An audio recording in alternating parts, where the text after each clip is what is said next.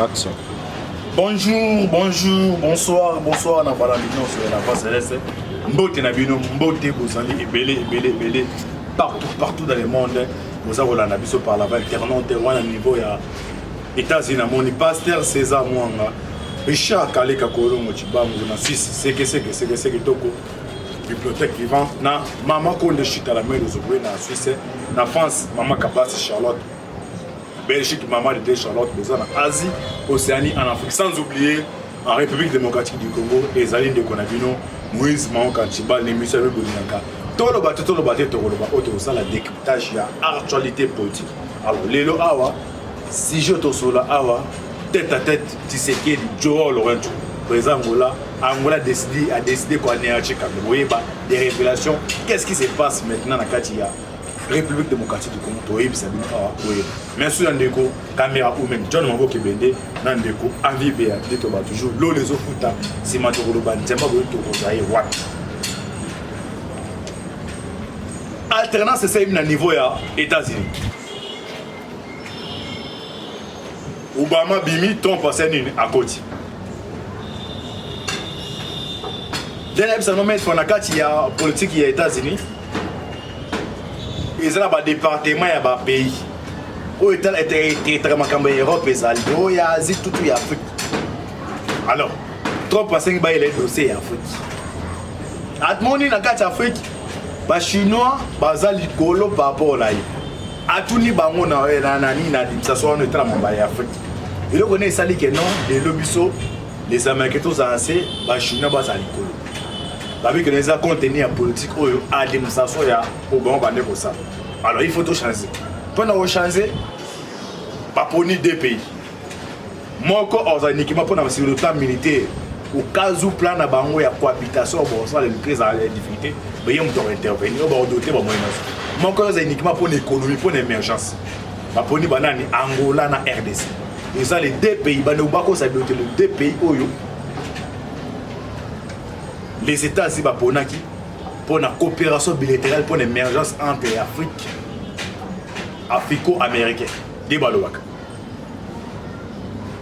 Tu sais qu'il y a des pour l'émergence. Pour l'émergence, il faut d'abord baguer au niveau il y a Est et Sud. Tous les groupes armés, il faut banner un tiango. Pour les permettre l'émergence, il y a RDC. Nangola ne bati va collaborer. Ce qu'on est les aliments validés. Kabila a commis Mukanda à Chini Bemisère. Bemisère baké na niveau ya Angola. Bakutani na Joe Lorenzo. Vous voyez que non, c'est non bakor. Oui, bon, FCC baké non. Parmi bakor, et bah c'est na Kabila. Bon, FCC Bazaki. Man Joe Lorenzo est comme témoin. Le jour, on a vu ça le jour où Bemisère. Il y a Kabila Bakende Kuna. Pour ne pas que non, Tala, c'est qui dit. Azo perturbe encore, soit beaucoup correspond encore Tala. Donc, vous avez aidé saison à 50 ans na ciment. Donc, ça dit pas ça la guerre. Parce que vous avez battu que nous quoi accuser c'est qui n'est pas partenaire. Même l'Angola, Joe et moi, vous avez des gens qui donnent des sables. Nous avons aidé Kabila. Pour la investiguer, mais que non, il y a mon droit au régime sous la leadership des États-Unis. Ça l'est pareil. Donc, pareil, il y a Angola, il y a Joe, on a checké les Américains. Bon, il y a un peu ça. Bon, on a checké d'accord, ça les 20 ans. Ce que vous voyez, on a mis tête à tête. Joe Lorenzo, l'Angola des États-Unis, d'anéantir. Bon, c'est comme ça. Mais il s'est comme avec non. T'as l'accord. Réponse à Joe et Zakini. De Bolanda, on a réponse à Joe et Bissé Bato Kapi. Parce que vous voyez, c'est que dans le canal, Joe va soler pendant une heure, il va soler ma commune. Dès que la force étrangère, ministre intérieur et Afrique d'ici, ça va ma pause. Quand les mêmes bateaux Kabilazo, tu sais que déjà a joué, maintenant il est tenté de l'isoler sur le plan international. Il y a isolé, il y a Titi, il y a professeur de Kokisani. Kabila Otika la Moko. Donc, à isoler d'abord Awa. Sur le côté, être au côté de Mahametan, il y a des députés pour regretter. Maintenant, il est tenté de l'isoler sur le plan international. Avant de voir la réponse sur Joe Lorenzo. Un bon landa. Comme ça, dans le Toko, bon landa Joe Lorenzo. Joe Lorenzo, impose. Joao Lorenzo a répondu à qui?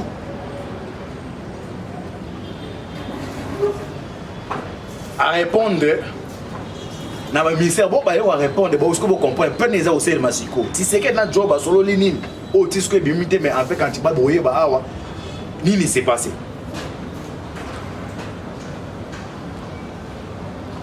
OK, les émissaires de Kabila arrivés en Angola, les émissaires de Joseph Kabila humiliés totalement à Luanda, les présidents de la République angolaise après avoir entendu la plaidoirie des envoyés de Kirakat, celui-ci leur a demandé baye ba otambola misato nan oyo Benabe Karib Antoine Ngonda na moko be comme ça c'est ils ba Kabila mais c'est comme vous voyez là ngai na répéter Benabe Karib Antoine Ngonda na moko na ba kena ikuna ba komi ba bi ke non tala c'est d'abord expliquer ba ko so boy to de que to ça mais c'est ça mais ça pèse parce que vous voyez pourquoi bazo bloquer à pour acheter ni lesako se passer ba de bolanda présent Joe ibisi ba ngoni atuni ba ngoni question d'abord.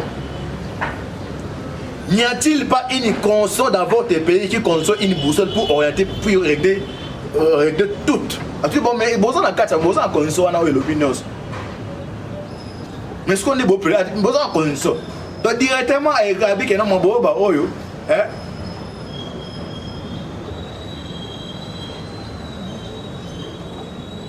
et engagé dans la santé. Bon, comme on est plus de 90 millions de Congolais, des personnes qui engagées. Donc, voulez-vous que l'accord de deux personnes remplace la console qui est la boussole de votre pays? Donc, ça dit, vous savez que non. Console, vous avez boussole, il y a un mot qui est RDC. Et puis, deuxième hypothèse, Bandeko. Joao Lorenzo, basali remise reprise yena Eduardo dos Santos o basa na kati ya parti moko MP la mais le lo Eduardo Zap n'importe FCC ils ont envoûtement à ce que vous voyez awa décision est tombée donc Angola décidé anéantir Kabila.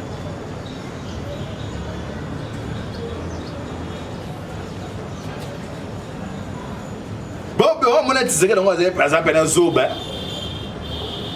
so yango India tolo bate na exemple ça clair ka Angola Joao Lorenzo na Eduardo remise récit mais le ba na o moi si a syndicat doko on appelle se me connaît Sikazali Isabelle on a plus de 5 milliards la femme la plus riche en Afrique aza en exil yemo Eduardo ça to d'Espagne ba ne tout kimiki musuba kanga ba mo boni IDPS Tshisekedi na pepedo bazani spukuna nyao oya ce que pas n'importe bon à ce que Bolanda ni les accords s'est passé ah toi qu'est-ce qu'on a schéma ya jamais ah toi qu'est na schéma ya jamais bon bien ya jamais ya Gambi ma pona mesalemi a peur de l'élection non tu vas pouvoir te ya jamais batindi be mise nega oza o s'est passé au bon be mise ba noye ba défilé comme il va qui en katia. Non, il y a jamais été. Non, tu as pouvoir été. Bâti de bémissé, ouais. Quand la force est à Zinga, il y a région, pardon. Il y a CDA ou il y a Gambi. Il y a quand c'est positionné à la frontière, il y a jamais tu as taliboué. Non, Esaïe, tu comme ce qu'on a et comme ce qu'on a malève. Tous les frontières à Zinga, c'est quand il force à CDA. Et puis là, on va se faire monter. Ma camarade venant d'Ambiot au pays, à maman qui est bien. Ma pour en 2021, et ça, le niveau est une africaine. En janvier, tu sais que nous avons président une africaine. Le président ni au niveau régional, c'est un problème. Même l'Angola, même le Rwanda, Paul Kagame. Maintenant, on a imaginé que les gens ne voient pas. Il y a un président pour l'Angola et les États-Unis. N'importe quoi, nous devons comprendre. Ah, tout le bateau. Et donc, en janvier, nous avons présidé l'Union africaine. Alors, si on a tiré les blocs, il faut le rater. Si on a bloqué, on a présidé. Les États-Unis ont préparé que non, de toutes les façons, présidence il y a une africaine à niveau en Afrique et récit. Donc, à collaborer dans les Américains. Besoin d'informations. N'importe ce qu'on ne peut comprendre de Sinita. Les Lazerigu, Azali, envoyé spécial, il y a Monisco. Maintenant, c'est à Zoki. Nous avons nominé Peter Van. Peter Van, comme c'est envoyé spécial à Monisco. Alors, allez-y comprendre. C'est-à-dire, FCC, bon. Dans un bâtiment, je ne sais pas comprendre. Il y a plus de bijou pour quitter le bateau. Mais parce que malheur n'a pas malheur. Bon, tu sais, il y a autre trahi qui passe dans le bateau. Et là, dans le monde mystique, il y a des niveaux. Et ça, il y a des dégâts comme il y a dans le monde. Donc, grâce à Nzambe, il y a des sautés.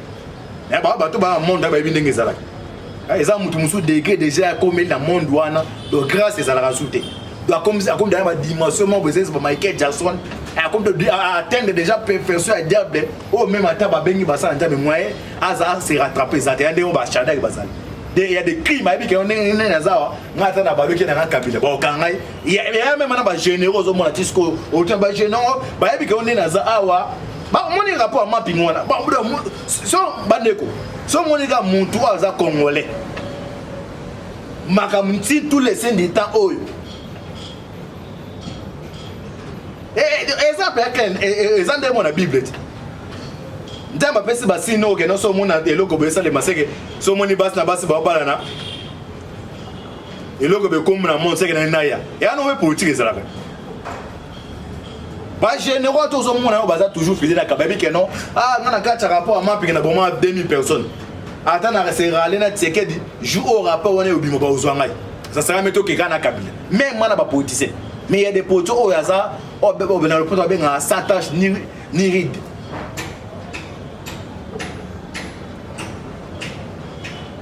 Oh, grâce encore les alliés à Batois, nous côté non, ok, les tigabam. Alors, toi qui as un schéma, na kambi ya jami. Bon, on a un schéma, on va dire. Un schéma, ya jami.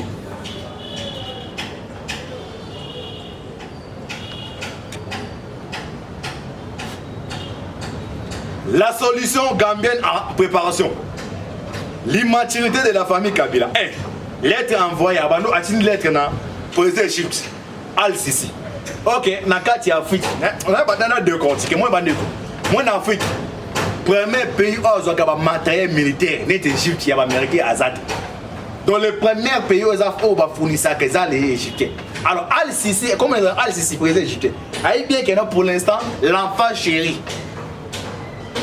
Il y a américain pour l'instant niveau Afrique, c'est Tshisekedi.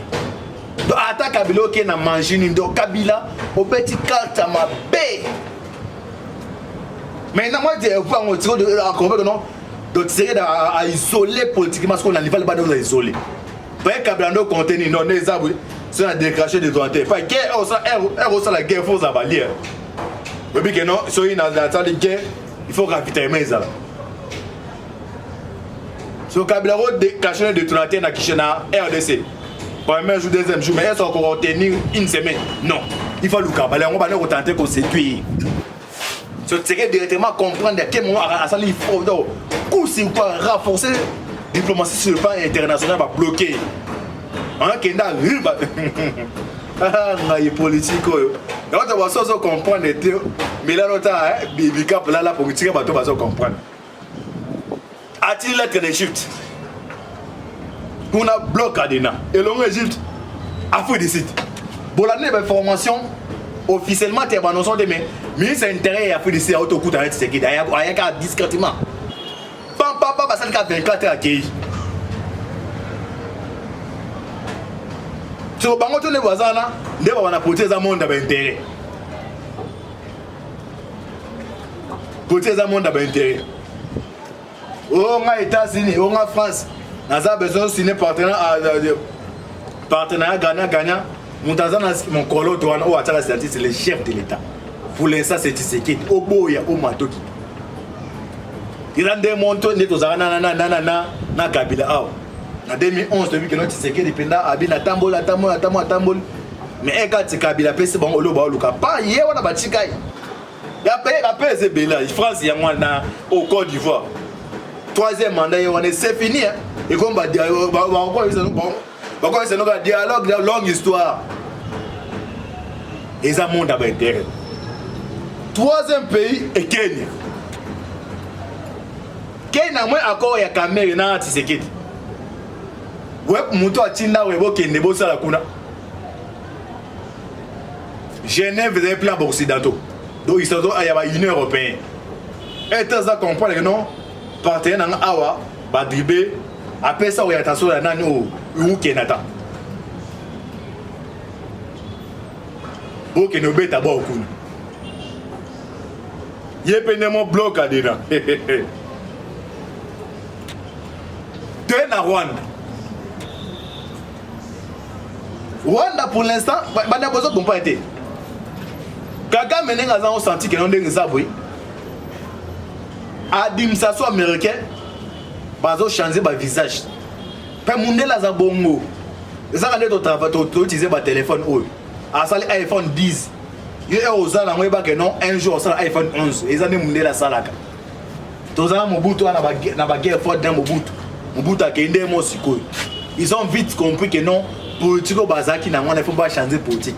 Alors, bon, changer politique na ba arrêter ba changer sur le terrain. On a dit que non l'UE parce que zoya biso to sur la liste était.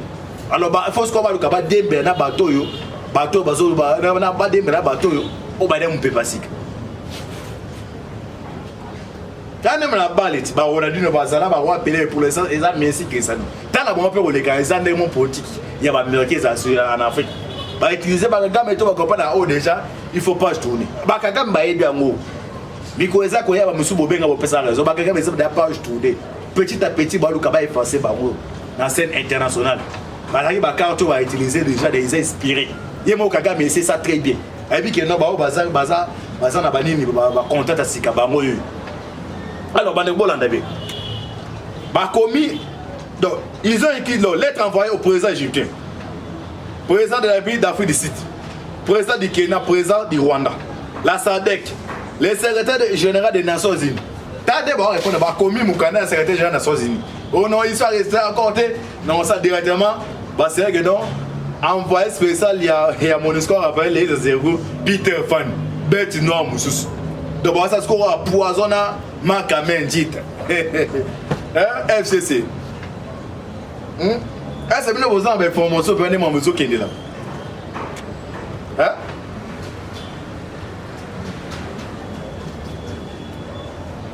Entre-temps, le président de la République a eu un entretien privé d'1 heure avec le président angolais.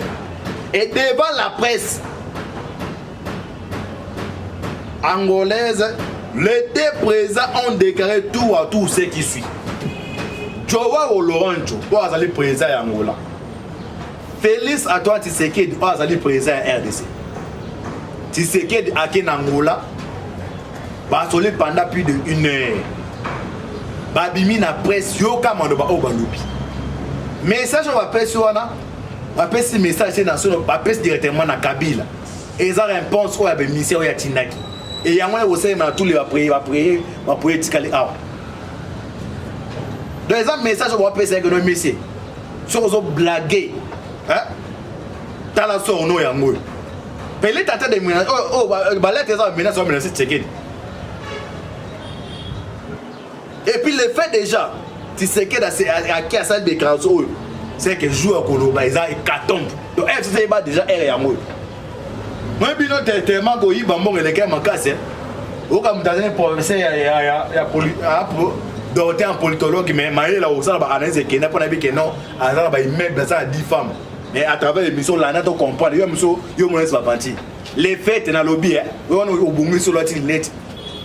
Que petit nga lobanini na antiba ebiso boui les fêtes c'est na joa ba ça de canso boye ba que jour ya conclusion ya malobo tu vas prendre constatation il baiser carton et ça va militage va pesa bino landa ba lobini.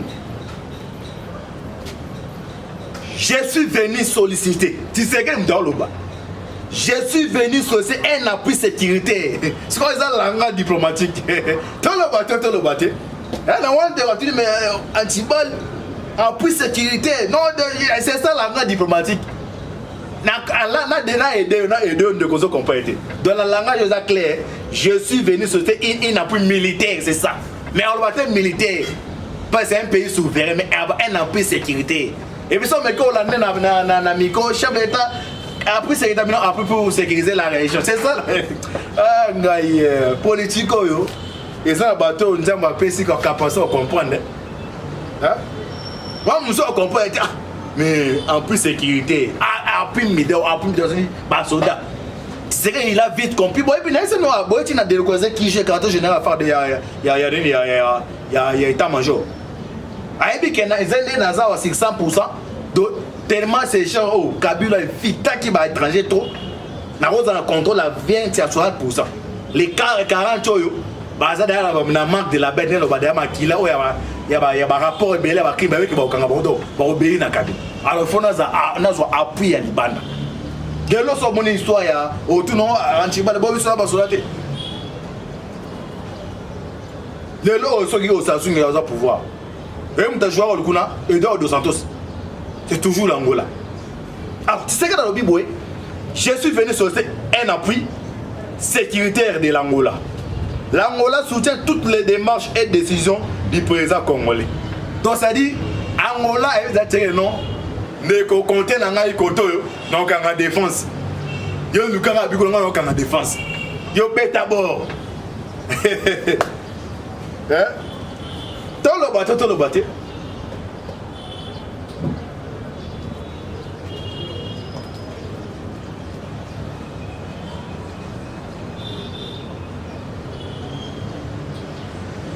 Est-ce qu'on a posé pour moi une question? Pour pouvoir bien à l'application, est-ce que première question dans tout en cette période de consultation et avant la communication des décisions, de quel appui sécuritaire de l'Angola le président Tshisekedi aurait-il besoin? Moi, est-ce qu'on a tenu une question? Pourquoi Tshisekedi a sollicité appui? Est-ce que le discours est automatiquement le contrat concernant que notre Tshisekedi a dit que non, il y a un propriété. Nous avons dit que nous avons appui. Il a dit que nous avons d'abord que moi, je vais frapper qu'on a les lignes à Bango. Mon ne pas gagner no cocody. Gando. Eh bon, tiens, mon coach, j'étais mon pas. Ah, n'est pas bloqué. Ah, ngaïe. Deuxième question d'Angaï. Quelles sont les démarches du président de la République que l'Angola soutient en ce moment? Et quelles seraient les décisions du président de la République que l'Angola soutiendrait déjà avant leur publication?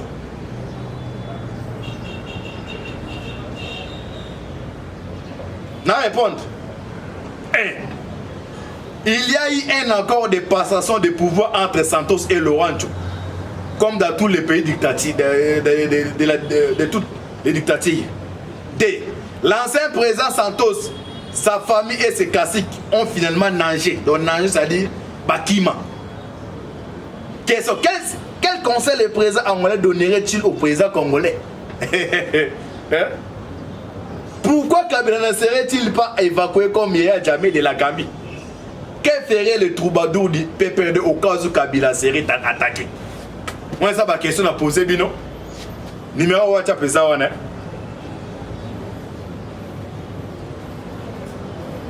Non, répétez ma question. Parce que conseil, madame, na mouton a fait sa conseil malade. Il y a un modèle de dehors de Jota Joa ou le Rancho. Parce que la remise est reprise et dehors de Matinée et dehors de l'exil. Ce que tu as un conseil pas naïf. Alors, prodiguer conseil. Yeah, Bakaï. Ce que le lot yo mouton au talangaï. Non, quand mamie n'a pas jeune, on va payer ça $100, $50. Poser quand on va plateau, boy exposer. Boy exposer, on a bien on m'a bé. Boy natamo est très glissant. Fait beau ça tabo les kata bandaka la ngongo zo les kanaka wana. Bango ba yiba mbongo mneni boko risquer ba vie na bino pour hier bandeko. $100 eza na ngombo ko les kanaka. Mais on tozo les kanaka. Na ba plateau ko mselongi na yo. décision eza des hommes il y a un jeu de l'air.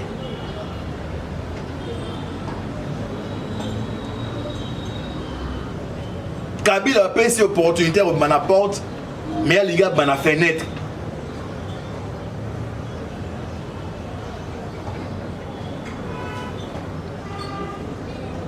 Donc, bonne année, Oyo. Et ça, bonne année, peut-être, c'est Congolais.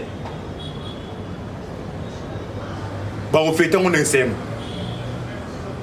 Président a bloqué mon statico. On va bloquer ma cam. Mais le Oyo. Njamba lola autopuya kabutu moi. Njambe na Branham, Njambe na Isaac.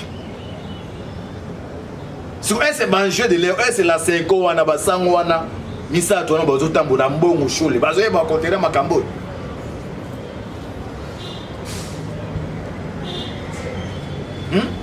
Makambo comme Boypenda Kabila, il est maintenant en difficulté. Tu sais qu'il est isolé sur les plans internes. Maintenant, il est en train de l'isoler sur les plans international. Mais sans au dialogue. Vidéo linga zo pesa wa monde de mabe pona bino.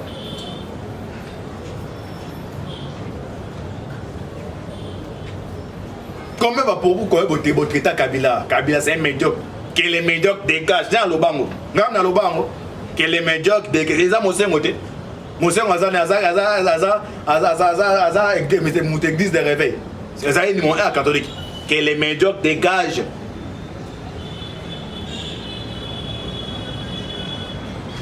Nous allons composer avec les présidents de la République pour déboulonner les systèmes dictatoriaux de Kabila. Parce qu'on peut pas combien puisqu'on non tout non. Pose à la sérieux. Il faut que c'est le soir qui détermine l'origine. Ah, ça de comprendre les origine à bino. Donc on est comme bouillé tout pour rien. Même il reçoit pour faire pour la marche l'église catholique pour la marche catholique alors qu'il y a non basango le Kabila déjà quand ça difficulté boy basango bazoya pour le kabate le dialogue pour nani. Mais biso beba que non réveil oh il a moqué déjà. Ils sont déterminés. Tout mon côté, ni coupe à battre. Pour le cas, c'est pas quand réveiller la moquia. Nzambe Apambola Bino. C'était votre humble serviteur. Moïse Mao Kantibal. On a yaki awa. Pour la repère Sabino, le dessous des cartes. Il y a ma campagne, il y a politique, il y a République démocratique du Congo. Vous priez ma casse pour la RDC. Pour prier ma casse pour la biso. Parce que la révélation de il y a des menaces de mort, mais aussi engagement. Et on a des antibal, aussi engagement, il y a travailler pour Namboka. Nous tout mon côté, quelle que soit force nini. Il y a des mettre que non, dans mon kilo, on a fait ces blocs au 4. À ces blocs au 4, on a fait tomboki. Moi, quand on a raté. Il y a les bosso et les mou pépé. Il y a mis balai et zali maï. Il y a mis ça tout zali moto. Et puis il y a ceux qui zali peuple. Alors, le peuple congolais. Tout bord, zali au parti tel. Tous se mettre ensemble. Pour libérer mon cannabis na maboka bato ya bo kipan. Pour kipan pendant plus de 18 ans, bazo ba ko lâcher prise. On a qui awa Kolimbo la bino tête à tête c'est qui dit Kabila. L'Angola a eu position pour néantir Kabila. Mikoza Koya, to prier qu'à t'attendre Djambé, t'éviter au nez bomber les bisous. Chaque fois, enchanté Kozala, tu regardes Awa, pour ne couper Sabino, ma dessous des cartes. Djama Pambo la bino, merci Ming Nandeko, John Maboke Bende, voilà c'est ma caméra, Nandeko, Alvin Beya, de te voir toujours l'eau les gens au foot. Si moi te coloba, Djama Botoko Zaye, Wapi. Djama Pambo la bino, partagez vidéo, partagez en haut. Pour ça, besoin de payer sa suggestion. Il y a autour de Mituna, il y a combien de temps tout battre. Il y a WhatsApp, Antiba va répondre. Affaire à suivre. Djambe à Pambola Bino. Ciao.